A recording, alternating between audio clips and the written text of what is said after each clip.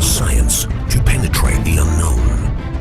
Do you realize we know less about the Earth we live on than about the stars and the galaxies of outer space?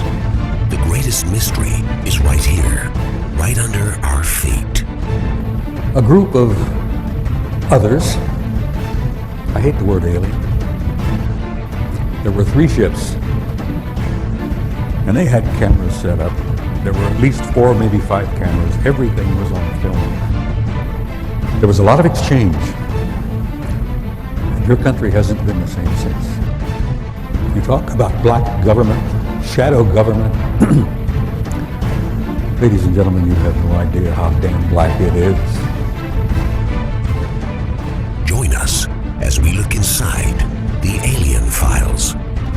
Alien life, do they exist? And if so, what is their purpose here on Earth?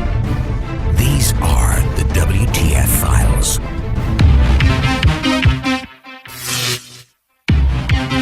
Looking out into the vastness of the universe, things are as they are. The greatest mystery is right here, right under our feet. These are the stories that will make you say, What the fuck? What the fuck?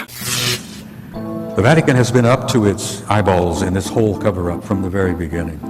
They have one of the finest national security intelligence operations on the planet. I mean, a retired Soviet KGB general by the name of Oleg Kalugin, who is now living in Washington, D.C., and he's an advisor and some of our people in government. Oleg Kalugin said, if we had had the intelligence operations in the Soviet Union as good as the one at the Vatican, the Cold War would still be going on. The Berlin Wall would have not fallen, and the Soviet Union would still exist. He says, we always knew that the best damn security intelligence operation on the planet was out of the Vatican. And probably the reason is that every damn priest in every country on the planet, Catholic priest, is in a sense an agent of the Vatican Intelligence Secret Service.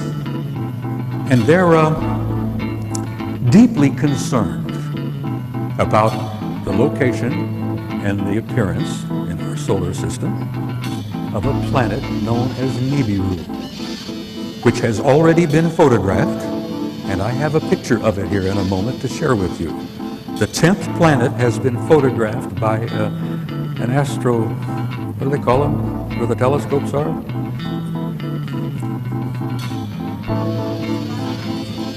Well, anyhow, they've taken pictures of the damn thing in southern Chile because it has appeared below the ecliptic in the southern hemisphere.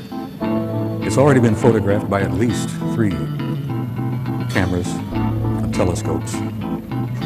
It's one of the biggest secrets in our government today. The reality and the presence of the 10th planet. Our government has known about it since 1980. Anyhow, it's real, it's there, and we're going to see it up here. I've been involved in this whole thing for 40 years. And I've been deeply involved in it for the last 20. And let me tell you, take it for what it's worth. In my view, there ain't gonna be no disclosure. Not like they expect. They expect the government to someday have a news conference and stand up and say, hey, we got a little surprise for you. Guess what? We've been keeping it from you. We're sorry about that, but it was for your own good, you know. You guys weren't ready for this. You probably couldn't handle it. But now we're going to tell you, oh yes, aliens are here. They've been here for quite a while. Oh, they're all over the place. Well, they are indeed all over the damn place. But you're not going to get a government disclosure because that's not how government works. First of all, they're a bunch of nitwits in some cases. They're not capable of giving you a disclosure and doing it in a sensible, thoughtful, caring way. For a lot of reasons. One of the reasons is that they don't want to admit to you they've been lying to you for over 60 years. And then the other thing is that they are really a little bit uncertain and frightened themselves because the true scope of their awareness and what they know still has them in a state of shock. An event took place in California in 1954 at an Air Force base known as Muroc. This event had been planned and orchestrated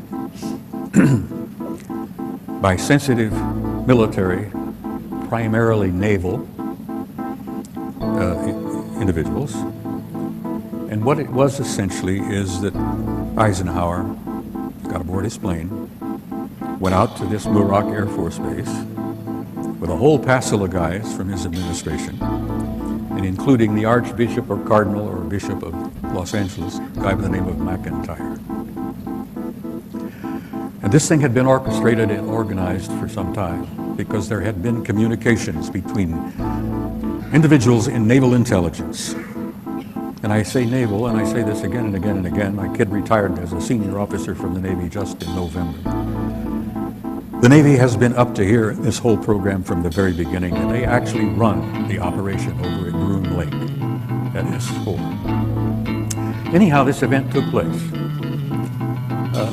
I've had verification and proof that it actually transpired from sources impeccable. They flew Ike out there. Supposedly he was visiting a dentist. He had a problem. Well, bless his heart, he really did have a problem. When this was over, he ended up having a coronary. That impact upon him was so powerful that he ended up having a heart attack. Anyhow, what transpired in April of 1954?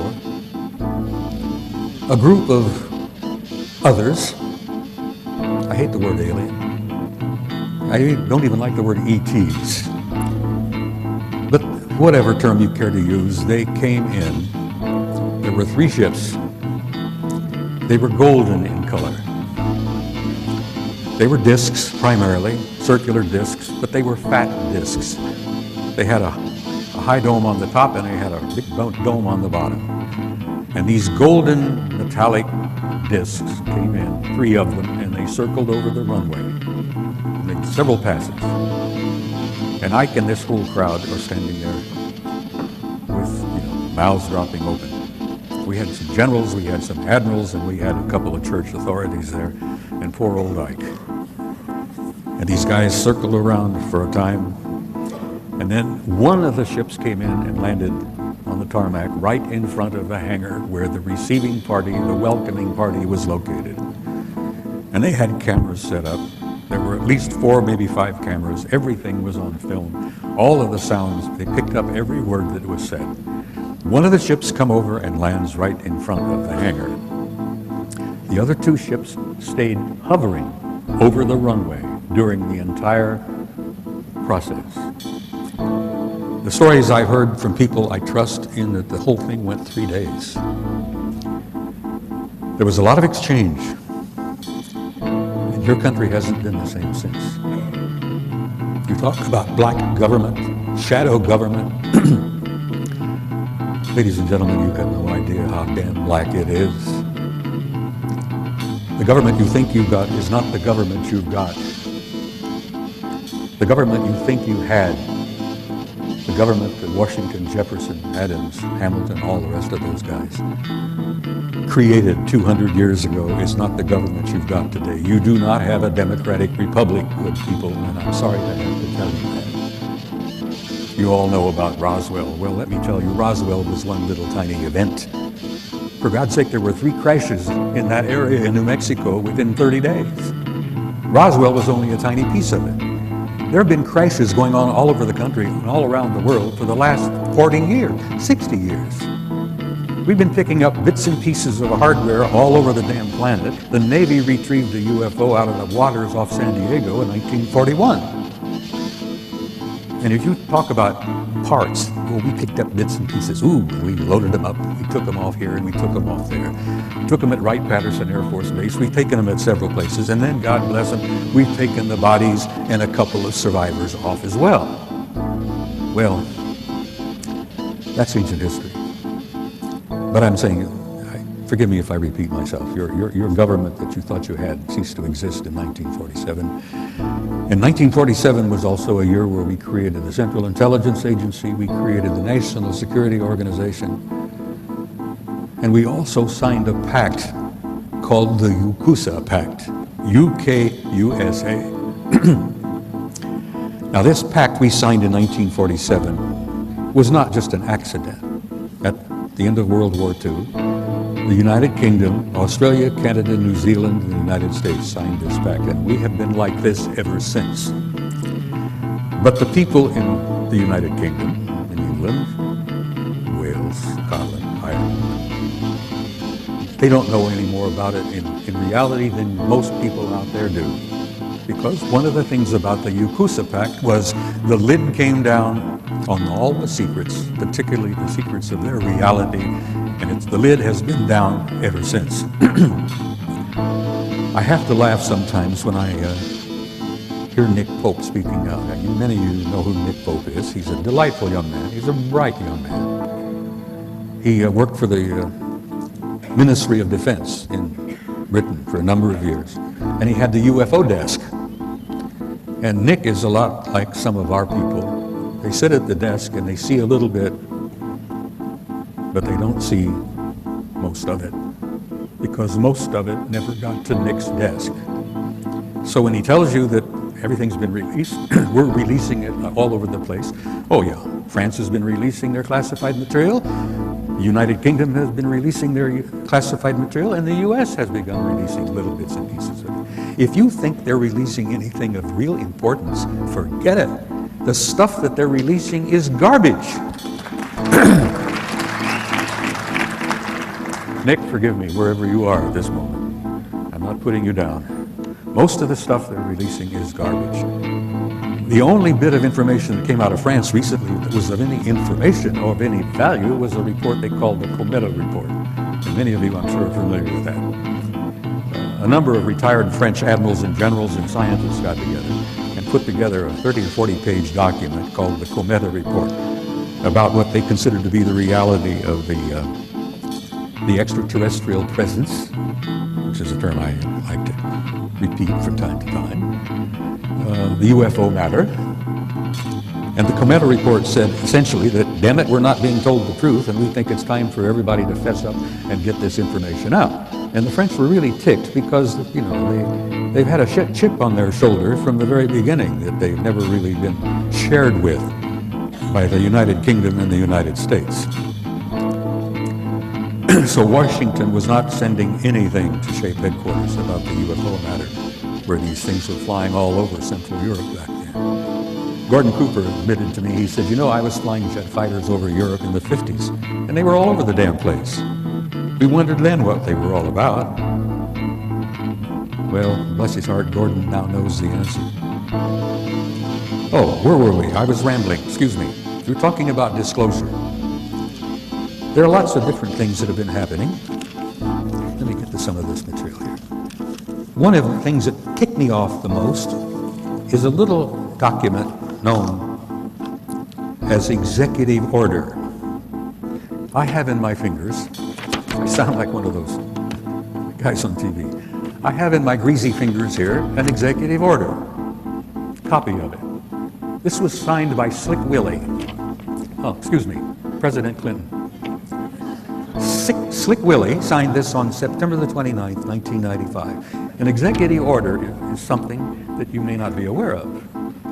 An executive order is probably the most powerful piece of paper there is in our government. A president sits down, comes up with an idea, he has something he wants to do, he puts it on paper, he signs it, that becomes law. Nobody in Congress has to talk about it. Nobody in Congress is asked to see it. Nobody in Congress has to give approval to this. Because when the president signs it, it becomes law. Now that in itself, good God, Washington, Jefferson, Hamilton, those guys are spinning in their graves, I think. The fact that we've reached this point where an imperial president can sit in his office at 1600 Pennsylvania Avenue and sign an executive order which becomes the law of the land, and you cannot argue with it. This particular one that Clinton signed in September of '95 wiped away every rule in the Environmental Protection Act. There were a bunch of guys over here, not too far away, at Broom Lake, Site 51, who were dying horrible deaths because they had been exposed to something, smoke, chemical, whatever, during their job. And these guys, the flesh was falling off their bodies. Their skin was rupturing. The flesh was falling. They were in incredible pain, and they were dying. And their doctors and some attorneys tried to find out what it was that was causing this. If the doctors could find out what was causing it, they could possibly help those guys deal with this, and they could come up with some way of treating them.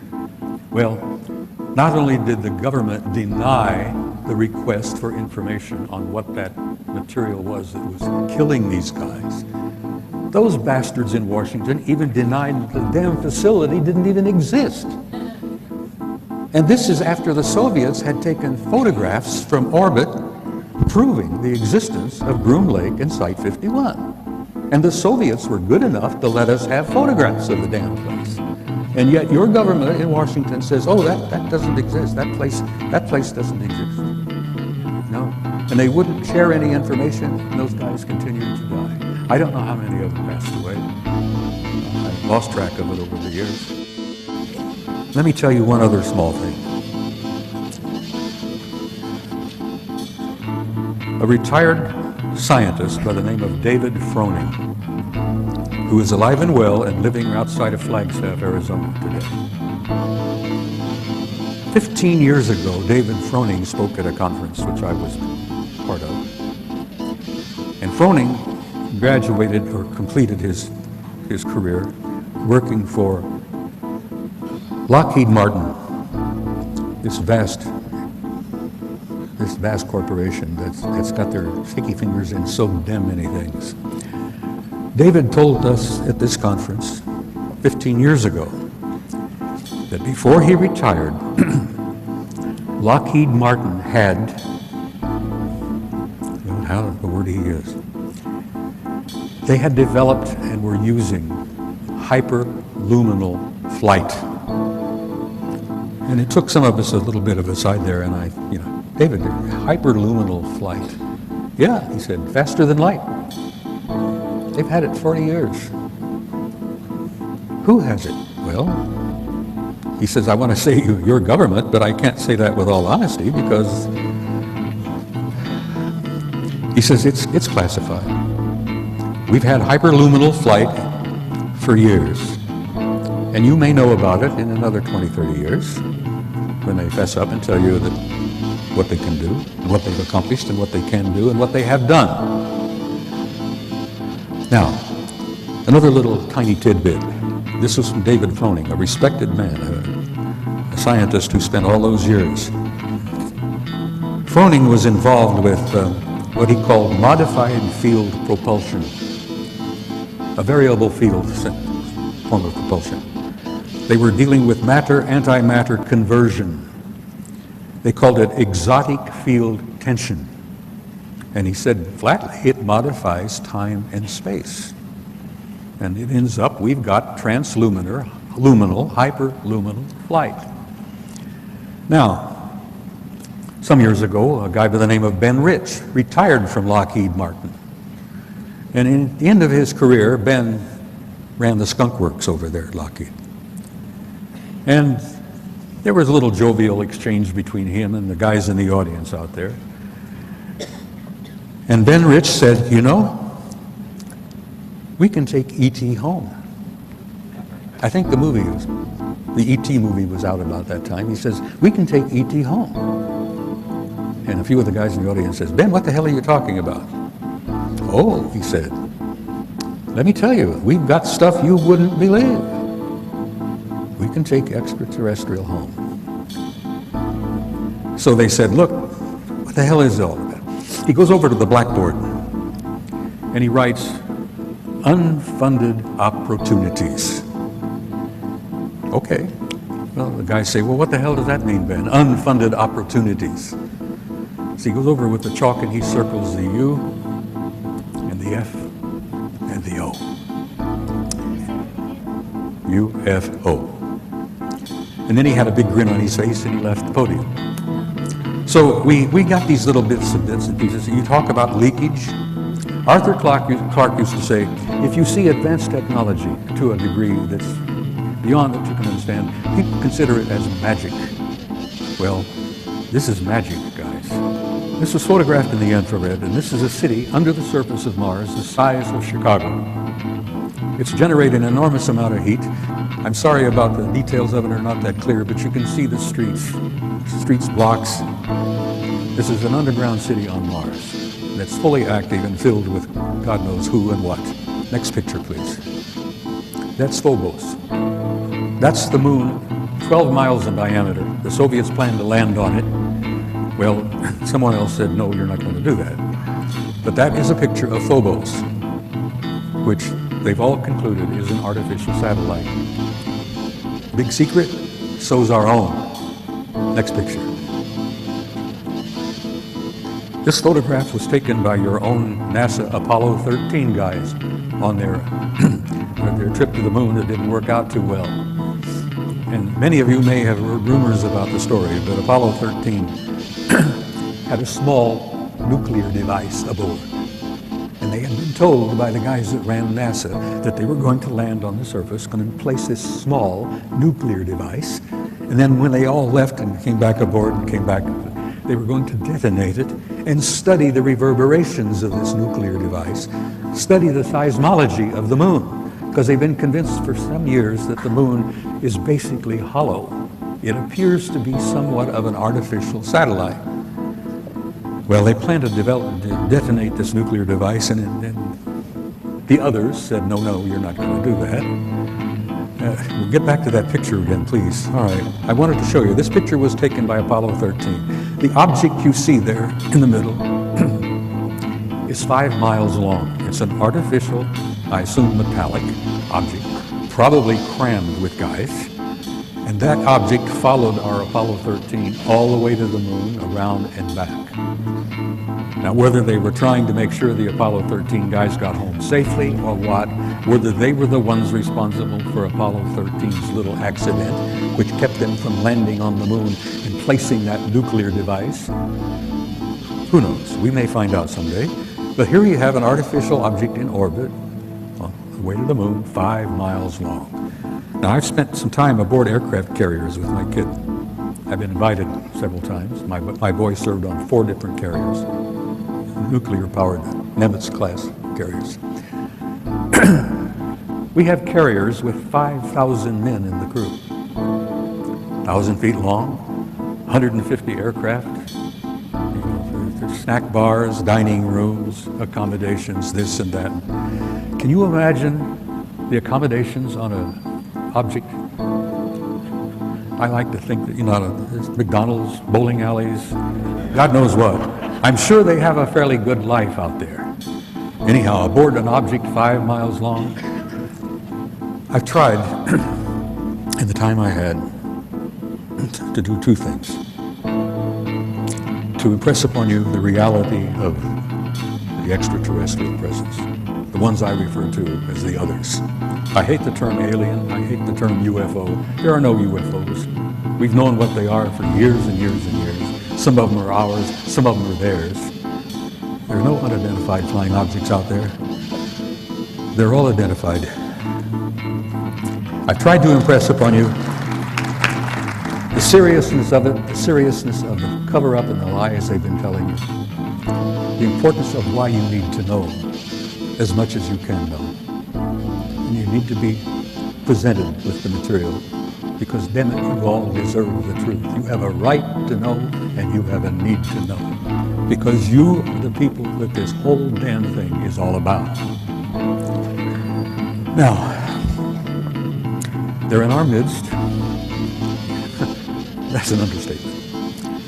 When I came in, I arrived yesterday. I've been running around here all day.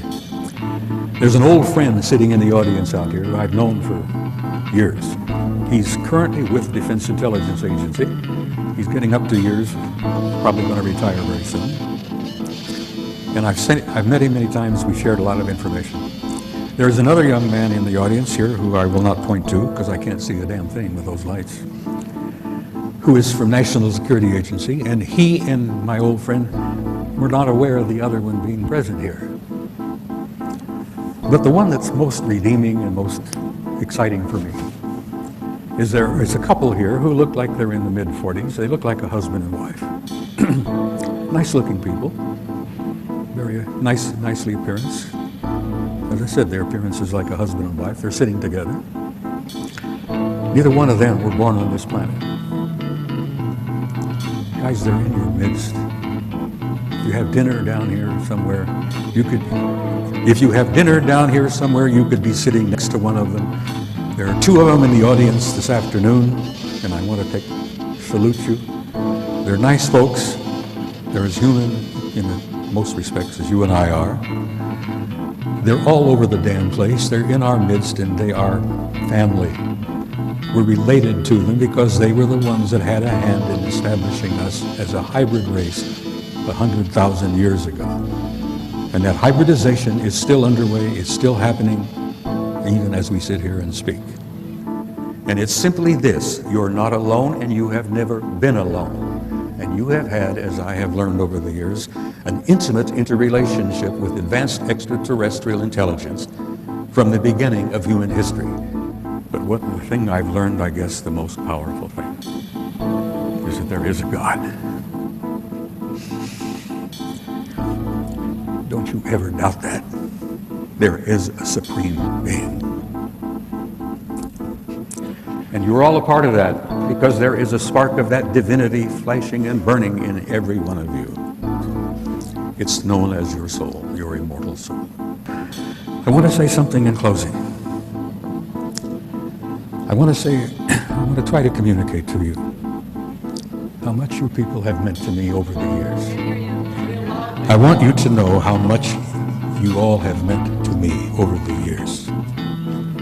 Your support, your encouragement, and your warmth is only the one thing that's kept me going. I want you to know how grateful I am to each and every one of you. You are friends. Ti amo. I love you all. Good night.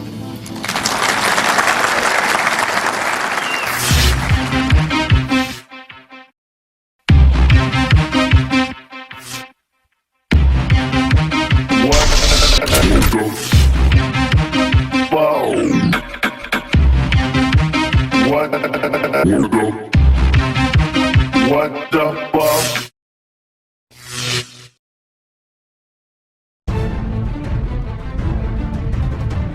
The ultimate aim of all science, to penetrate the unknown. Do you realize we know less about the Earth we live on than about the stars and the galaxies of outer space? The greatest mystery is right here, right under our feet. A group of others, I hate the word alien, there were 3 ships, and they had cameras set up. There were at least 4, maybe 5 cameras. Everything was on film. There was a lot of exchange, and your country hasn't been the same since. You talk about black government, shadow government. Ladies and gentlemen, you have no idea how damn black it is. Join us as we look inside the alien files. Alien life, do they exist? And if so, what is their purpose here on Earth? These are the WTF files.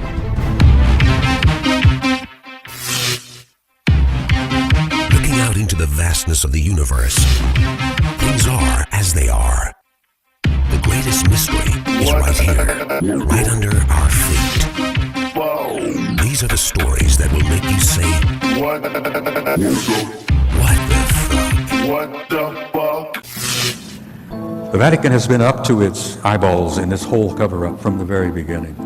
They have one of the finest national security intelligence operations on the planet. I mean, a retired Soviet KBG general by the name of Oleg Kalugin, who is now living in Washington, D.C., and he's an advisor and some of our people in government. Oleg Kalugin said, if we had had the intelligence operations in the Soviet Union as good as the one at the Vatican, the Cold War would still be going on. The Berlin Wall would have not fallen, and the Soviet Union would still exist. He says, we always knew that the best damn security intelligence operation on the planet was out of the Vatican. And probably the reason is that every damn priest in every country on the planet, Catholic priest, is in a sense an agent of the Vatican Intelligence Secret Service. And they're deeply concerned about the location and the appearance in our solar system of a planet known as Nibiru, which has already been photographed, and I have a picture of it here in a moment to share with you. The 10th planet has been photographed by an astro, what do they call them, where the telescopes are?